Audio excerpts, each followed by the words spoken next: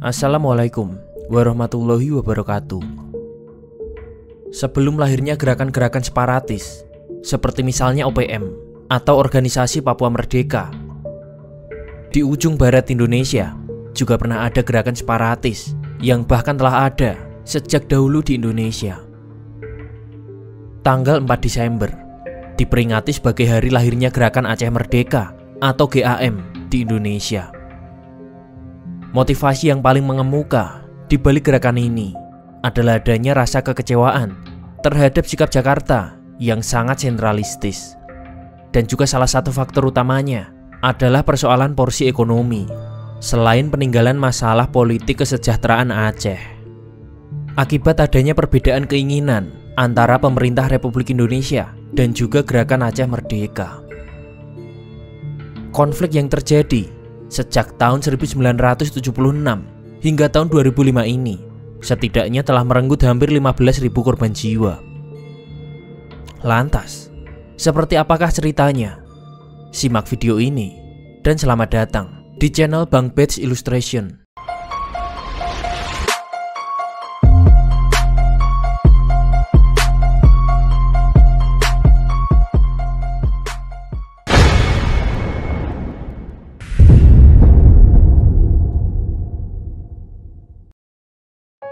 Desember 1976 merupakan hari di mana Tengku Hasan Ditiro, orang yang memprakarsai lahirnya Gerakan Aceh Merdeka atau disingkat GAM, serta hari di mana para pengikutnya mengeluarkan statement perlawanan terhadap pemerintah Republik Indonesia.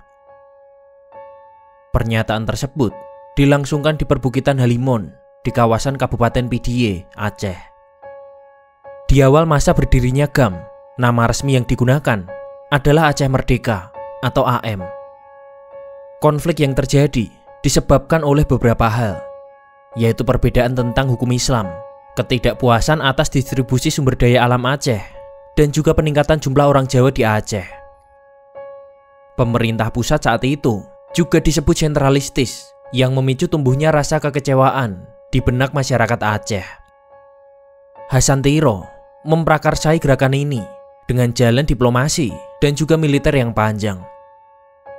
Setelah terjadi pernyataan dari Hasan Tiro pada tahun 1976, milisi GAM mulai melakukan gerakan-gerakan represif. Gerakan ini pertama kali mengibarkan bendera perang dengan melakukan gerilya pada tahun 1977. Gerakan tersebutlah yang akhirnya memicu perlawanan balik dari pemerintah Indonesia, dikarenakan keberadaan GAM di Aceh dirasa akan mengganggu kedaulatan Indonesia dan juga memunculkan perpecahan. Tiro dan juga para pengikutnya tentu saja bukan lawan yang sebanding, karena dari jumlah personel dan juga persenjataan jelas mereka kalah jauh. Anggota GAM kala itu banyak yang menjadi korban tewas. Bahkan penduduk sipil yang dituduh mendukung GAM juga turut menjadi korban. Akhirnya Tiro terpaksa melarikan diri. Ia sempat lari ke hutan-hutan, hingga akhirnya ia memilih melarikan diri ke luar negeri. Dan akhirnya bermuara pada permintaan suaka politik ke Swedia pada tahun 1979. Saat berada di Swedia, pria kelahiran 25 September 1925 ini berpikir bahwa ia akan melanjutkan gagasan kemerdekaannya untuk membawa rakyat Aceh. Dan kali itu dengan tekanan perjuangan diplomatik. Pada tahun 89, GAM memperbarui aktivitasnya. Gerakan ini didukung oleh Libya dan juga Iran dengan mengerahkan sekitar 1.000 tentara. Dikarenakan pelatihan yang didapat dari luar negeri ini menandakan bahwa tentara GAM sudah jauh lebih tertata dan juga terlatih dengan baik. Anak-anak muda didikan tentara Libya inilah yang belakangan tampil sebagai Tentara Negara Aceh atau TNA yang kemudian cukup disegani. Namun, gerakan Hasan Tiro dijawab secara militer oleh Presiden Soeharto. Pemerintah pusat berhasil menetralisir kelompok tersebut dengan menggelar sebuah operasi militer di Aceh atau lebih dikenal dengan DOM, yaitu Daerah Operasi Militer. Sampai pertengahan tahun 90-an, 200 hingga 750 kombatan GAM berhadapan dengan tentara Indonesia yang jumlahnya berkali-kali lipat lebih banyak. Pemerintah Indonesia juga menerjunkan pasukan kontra terorisme khusus.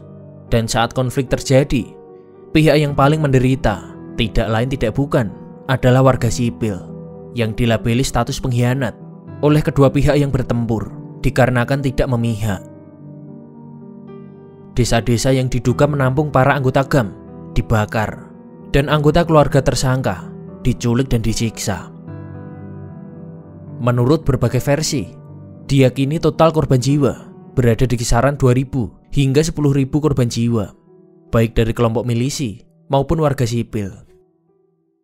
Menurut laporan Amnesty Internasional, militer Republik Indonesia ditengarai melakukan eksekusi di luar hukum, pembakaran desa, penculikan, pemerkosaan, dan juga penyiksaan warga Aceh yang dituduh sebagai simpatisan GAM. Sedangkan personil GAM dituduh melakukan eksekusi di luar hukum kepada terduga informan militer dan juga menyerang instansi sipil seperti sekolah dan lain-lain. Jatuhnya rezim Soeharto pada tahun 98 akhirnya menyulut kembali ide kemerdekaan yang masih bersemayam dalam jiwa masyarakat Aceh. Semasa kepemimpinan Habibie yang menggantikan Soeharto, beliau menarik pasukan militer dari Aceh dan secara tidak langsung telah memberi ruang bagi GAM dalam membangun kembali organisasinya. Semula gerakan tersebut masih tertutup, namun lama-kelamaan akhirnya semakin terbuka. Pada tahun 99, kekerasan semakin meningkat. GAM memberontak terhadap pejabat pemerintah dan juga penduduk Jawa yang didukung oleh penyelundupan senjata besar-besaran dari Thailand. Media-media di Indonesia pada saat itu bahkan secara mudah dapat melaporkan aktivitas militer GAM tanpa khawatir ditekan oleh pihak militer. Selain itu, adanya keberhasilan kemerdekaan Timur Timur pada tahun 99 juga memunculkan tuntutan referendum di seluruh wilayah Aceh.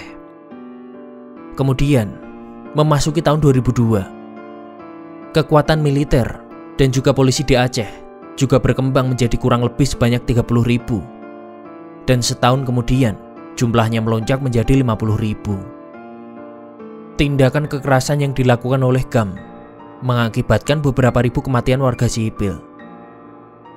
Dan untuk mengatasi hal ini, pemerintah melancarkan serangan besar-besaran pada tahun 2003 di Aceh, di mana keberhasilan juga semakin terlihat. Pada pertengahan 2002, Hasan Tiro dan juga petinggi GAM lainnya melakukan konsolidasi. Mereka membentuk kembali struktur pemerintahan GAM dan Hasan tetap menjadi pemimpin tertinggi. Di masa Presiden Abdurrahman Wahid, pertemuan informal di antara kedua pihak masih menemui kegagalan. Dan selanjutnya berganti dengan kepemimpinan Megawati. Namun upaya tersebut juga mengalami jalan buntu. Dan di masa Megawati ini pula, pemerintah menempuh operasi militer terbatas. Sebelum status ini dicabut setahun kemudian. Dan dalam masa ini, sejumlah juru runding GAM ditangkap. Hingga akhirnya, secara tak terduga, pada 26 Desember 2004, bencana tsunami besar melanda Aceh. Bencana tersebut telah banyak menimbulkan korban jiwa, dan kejadian inilah yang akhirnya memaksa para pihak yang bertikai untuk kembali ke meja perundingan atas inisiasi dan juga mediasi oleh pihak internasional. Dan rupanya, bencana alam ini mampu melunakkan kedua belah pihak, tak terkecuali Hasan Tiro. Gencatan senjata pun akhirnya dilakukan, dan kedua belah pihak pun mau kembali ke meja perundingan. Kontak dengan Hasan Tiro pun dilakukan oleh perwakilan Jakarta, yang ternyata juga tidak mudah. Pada tanggal 27 Februari tahun 2005, pihak GAM dan juga pemerintah Republik Indonesia memulai tahap perundingan di Vantaa, Finlandia. Kemudian, pada 17 Juli 2005, setelah berunding selama 25 hari, tim perunding Indonesia berhasil mencapai kesepakatan damai dengan GAM melalui perundingan maraton yang melibatkan Wakil Presiden Yusuf Kala dan juga pimpinan pusat GAM. Kesepakatan damai itu akhirnya ditandatangani di Helsinki, Finlandia pada 15 Agustus tahun 2005. Beberapa poin penting dalam kesepakatan tersebut, yaitu pemerintah Indonesia akan memfasilitasi pembentukan partai lokal di Aceh dan juga pemberian amnesti bagi anggota GAM. Proses perdamaian selanjutnya dipantau oleh tim yang bernama Aceh Monitoring Mission atau AMM yang beranggotakan 5 negara ASEAN.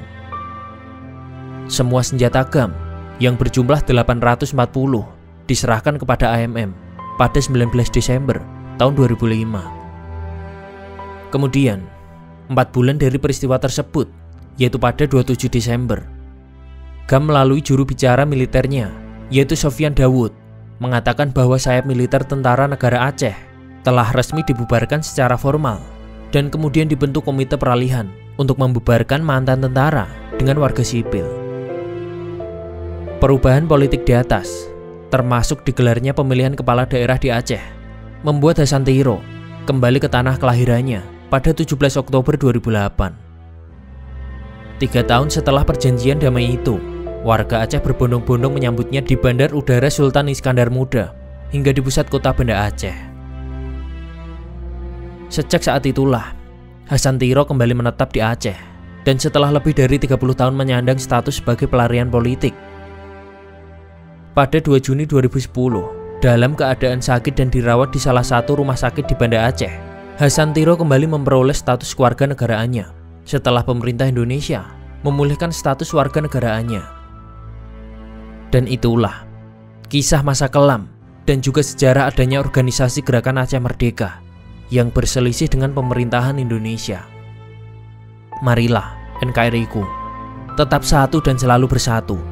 Jangan mudah untuk diadu. Dan NKRI adalah harga mati.